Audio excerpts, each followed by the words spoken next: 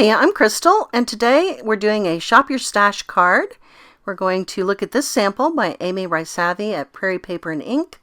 I love her channel, and her blog post and her shopping affiliate links are in the description box below.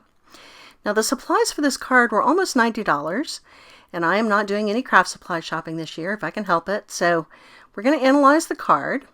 It's 2 layers of the same color cardstock, one with a circular pattern. We've got a branch, some leaves, some flowers, and a bird, and a sentiment, and a little bit of spatter and sequins. So all of these elements are common enough that I think we can do this without shopping. So I happen to have a die that makes a circular pattern, but I don't even think that is a requirement. So circles are a very common shape. If you don't have a cover plate die that makes circles, I'll bet you have a circle punch. So I'm going to start out by doing the little bit of ink blending to get the contrast between the 2 layers of the same color cardstock. It took me a couple tries to get enough contrast, so a couple tries of different colors of blue ink. But once I got something that had some contrast, you can see that I can either layer that cover plate die, or I can just take the circle shapes and layer those on the cardstock and get the same effect. So the cover plate die is certainly not a requirement for making a version of this card. And in fact, my background was dark and my cover plate was light. That's the opposite of what the original is showing. So the copy with the circles is actually closer to the original. But, you just have to try out what you have. So once I've got the background sorted, I'm going to shop through my stash of dies to see what I can do about the other elements on the card. So we've got that branch with leaves, flowers, and a bird, and a sentiment. So those are all common enough elements, so I'm going to go shopping through my stash to see what I've got to layer on top of this background. So I found some stuff, and I got out some mixed media paper, and I just cut everything out. So my branch with leaves was not very substantial, but I found a more substantial branch with no leaves. Found a bird shape. The branch and the bird are from the same set, but everything else is from something different. And I've got some flowers that didn't originally go together, so I think I ended up using 5 different die sets. But we're going to use some watercolor tinting to get the same effect as this layering bird die used in the original.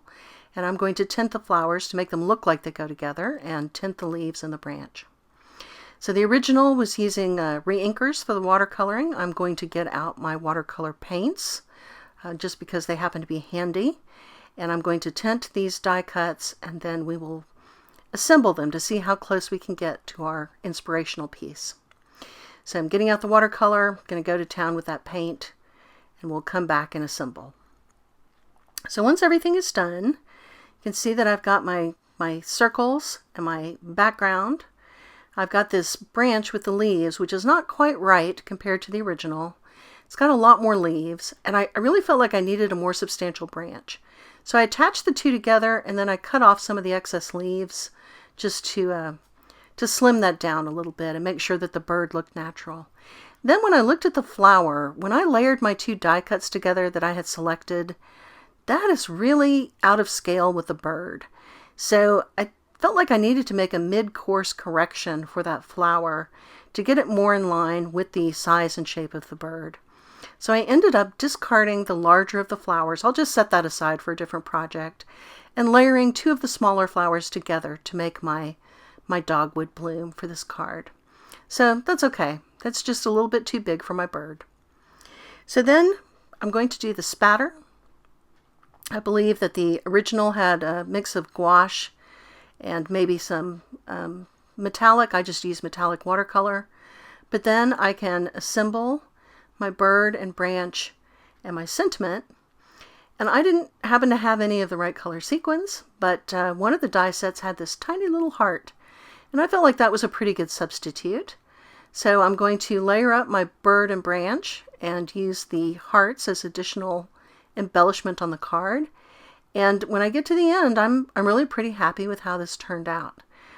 So I certainly appreciate the inspiration from Prairie Paper and Ink, and I hope you will check out the original video that I've linked in the description box. And I hope that you will be inspired to shop your stash for a future card project. Thank you for joining me today.